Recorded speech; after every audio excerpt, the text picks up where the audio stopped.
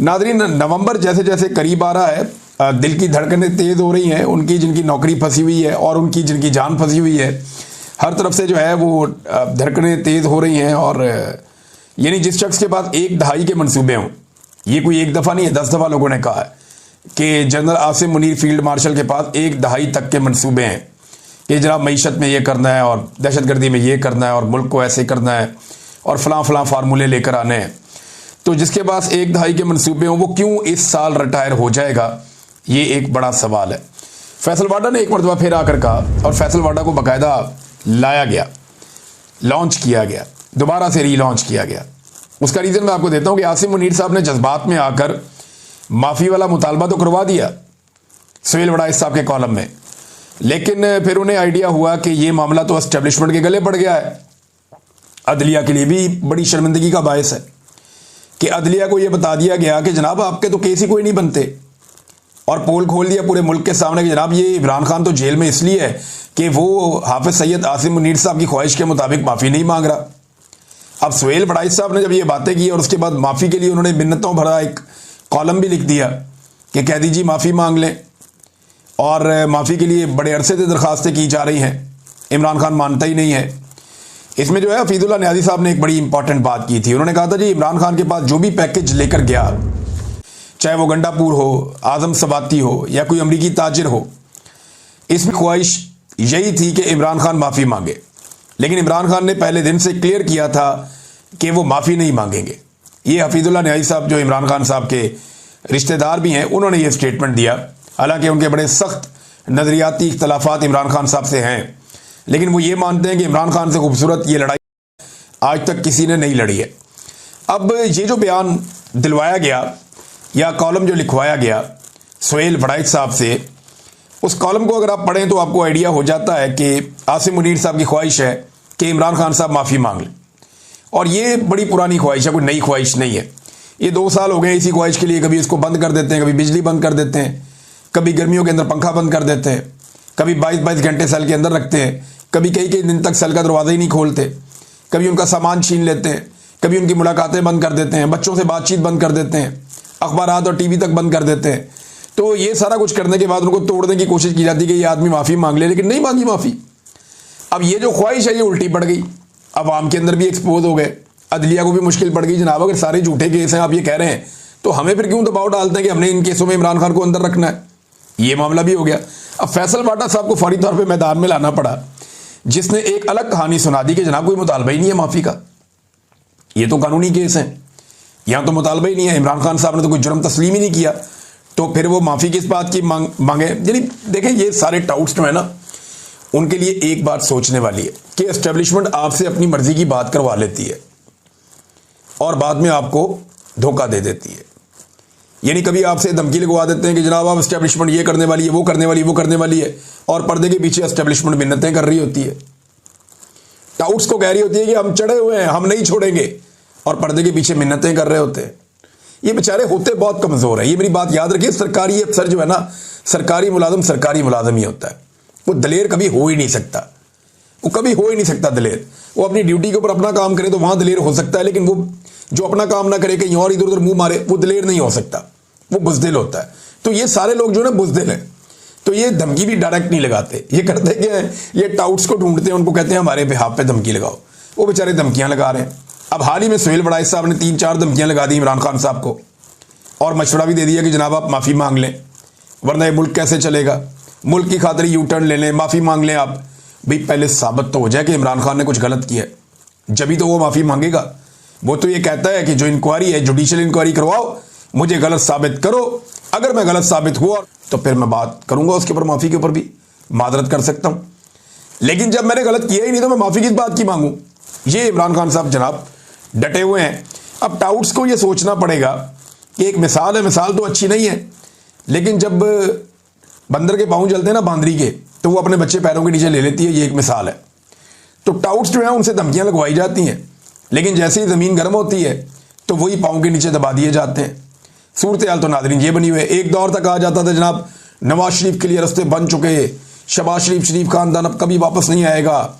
इसहाक डार को इतनी इतनी लंबी गालियां जनरल बाजवा मीटिंग्स के अंदर बैठ के देते थे कि कोई सोच नहीं सकता, कानों को हाथ लगाते थे लोग।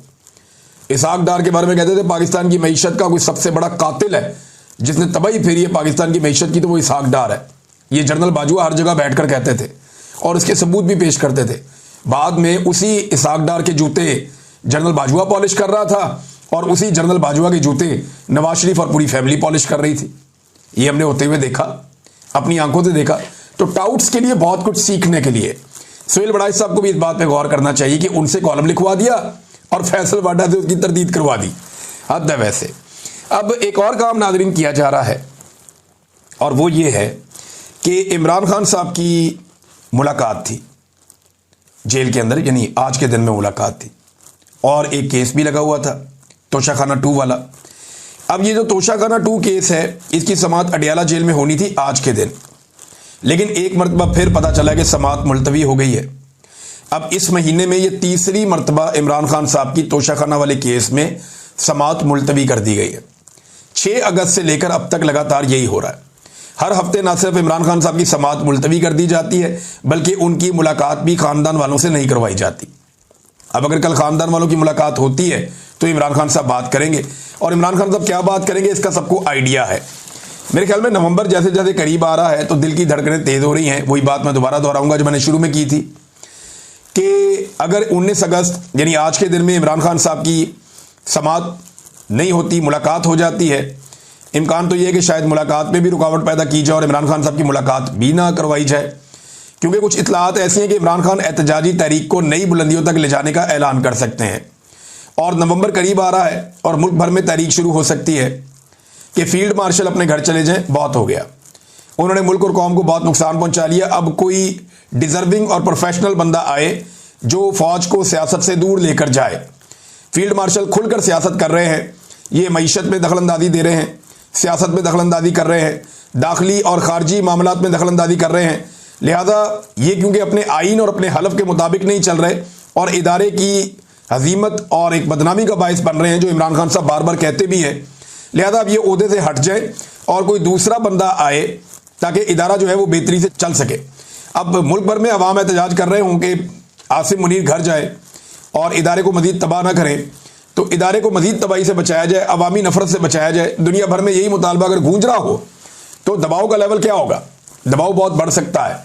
लिहाजा मेरे ख्याल में इस दबाव से बचने के लिए इमरान खान साहब की मुलाकातें बंद कर दी गई हैं और अब उनके केसेस भी नहीं चलने दिए जा रहे और साथ ही साथ माफ़ी तलाफी की कोशिश भी की जा रही है। माफ़ी का सादा मतलब यह है कि आप हमें चलने दें, हमें चलने दें। यानी अगर इमरान खान साहब इस बात पे मान जाते हैं कि ठीक है आसिम मुनीर साहब अपना काम करते रहें, तो इमरान खान साहब जो हैं वो फिर उनके लिए आसानियां पैदा हो जाएंगी।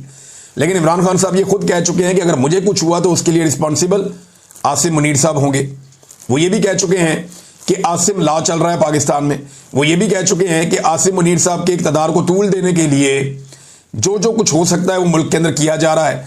तो इमरान खान साहब बड़ा कैटेगोरिकली और क्लियरली कह चुके हैं कि तमाम मसाइल के लिए जिम्मेदार आसिम मुनीर साहब हैं।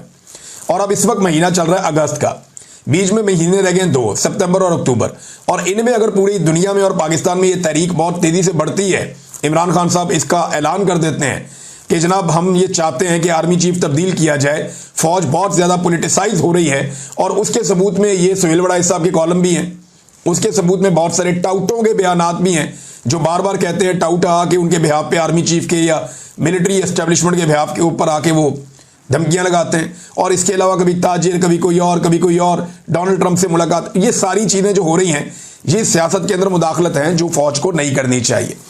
लिहाजा अगर ये तहरीक इस तरह खड़ी होती है तो फिर मुश्किलात बढ़ेंगी। अब फैसल वाडा साहब और फवाद चौधरी साहब जो है वो जोर लगा रहे हैं, इन दोनों ने आके टीवी प्रोग्राम में कहा जी कि चलें अब निकलें इसमें से, माफ़ी तलाफी करें, मामला ख़त्म करें। लेकिन इमरान खान साहब कहते हैं जी मैंने माफ़ी नहीं मांगनी, वो इसके लिए तैयार ही नहीं है कि वो माफ़ी मांगे। फैसल वाडा ने एक और स्टेटमेंट दिया। एक तो वो नून लीग को बहुत लताड़ा देते हैं। फैसल वाडा ने कहा जी कि नवाज शरीफ और जरदारी कोई आसमान से नहीं उतरे हुए, इनको भी रगड़ा लगेगा जो कुछ इन्होंने किया पाकिस्तान की फौज के साथ या ये वो। क्योंकि फैसल वाडा साहब फौज के नुमाइंदे हैं ना, फौजी तो नहीं है लेकिन वो एक्चुअली एस्टेब्लिशमेंट की नुमाइंदगी करते हैं और वहीं से उनको सेनेटर बनाया गया है। उन्होंने एक और बात की, उन्होंने कहा पीटीआई की क़यादत इमरान खान को जेल में रखने में कामयाब हो गई, ये इक़्तिदार के मज़े लूटते रहेंगे। सवाल मेरा सादा से ये है कि इमरान खान पे जाली केसेस सारे क्या पाकिस्तान तहरीक इंसाफ की क़यादत ने बनाए हैं? क्या इमरान खान को जेल में पाकिस्तान तहरीक इंसाफ ने रखा हुआ है? क्या इमरान खान की लड़ाई पाकिस्तान तहरीक इंसाफ के साथ है? क्या इमरान खान की बीवी को पाकिस्तान तहरीक इंसाफ ने जेल में रखा हुआ है? भाई ये सारा काम तो पाकिस्तान की मिलिट्री एस्टेब्लिशमेंट ने किया है, जिनके बिहाफ पे फैसल वाडा साहब आकर बात करते हैं। तो क्योंकि फैसल वाडा साहब के मालिकान ने, या जिन्हें आप एस्टेब्लिशमेंट कहें पाकिस्तान की, उन्होंने इमरान खान को जेल में रखा हुआ है, तो फैसल वाडा साहब उनके बिहाफ के ऊपर यही सारा इल्जाम शिफ्ट करके पाकिस्तान तहरीक इंसाफ पे लगा देते हैं। और पाकिस्तान तहरीक इंसाफ के कुछ भोले भाले लोग हैं, वो उठ के अपनी क़यादत के ऊपर चढ़ दौड़ते हैं। देखिए ये जरूर है कि तहरीक इंसाफ में बहुत सारे लोग कमजोर फैसले करते हैं, इमरान खान साहब जो कहते हैं उस पर अमल दरामद नहीं करते या नहीं कर पाते या कंप्रोमाइज हो जाते हैं। लेकिन यह कहना बिल्कुल गलत है कि इमरान खान को जेल में पाकिस्तान तहरीक इंसाफ ने बंद किया हुआ है। नहीं, इमरान खान को जेल में पाकिस्तान की मिलिट्री एस्टेब्लिशमेंट ने बंद किया हुआ है, और किसी ने ना बंद किया, ना किसी और की इमरान खान को ऐसे बंद करने की जरूरत है। फैसल वाडा ने यह भी कहा कि फील्ड मार्शल का किसी के साथ 1-on-1 इंटरव्यू नहीं हुआ। फील्ड मार्शल तौसी नहीं ले रहे, तसलसल को तौसी का नाम नहीं दिया जा सकता। अब इसका मतलब सादा यह है कि तौसी लेने का मतलब यह होगा कि 5 साल के लिए नई नौकरी शुरू हो जाए 29 नवंबर 2025 से, और फिर 29 नवंबर 2030 तक आर्मी चीफ के ओहदे पर रहें फील्ड मार्शल आसिम मुनीर। अब तसलसल का मतलब यह है कि 3 साल जो पिछले गुजर गए वो गुजर गए, यहीं से 2 साल और वो कंटिन्यू कर लें और 29 नवंबर 2027 तक फील्ड मार्शल आसिम मुनीर रहे। लेकिन अभी 3 महीने पड़े हैं और ये बहुत टाइम होता है, 3 महीने में बहुत कुछ हो जाता है। जनरल बाजवा भी एक्सटेंशन के ख्वाब लेकर बैठे हुए थे, और अगस्त में उनको लगता था कि उनकी एक्सटेंशन को कोई नहीं रोक सकता, दुनिया इधर की उधर हो जाए, जनरल बाजवा की एक्सटेंशन को रोकना नामुमकिन है। जनरल बाजवा यही समझते थे। लेकिन फिर कहां गए बाजवा साहब? आज कोई उनका नाम भी नहीं लेता। जितनी मर्जी आप बाजवा को, मैं इसलिए बुरा नहीं कहता कि अब वो बेचारे के पल्ले ही कख नहीं है, आज जितनी मर्जी आप बाजवा को गालियां दें,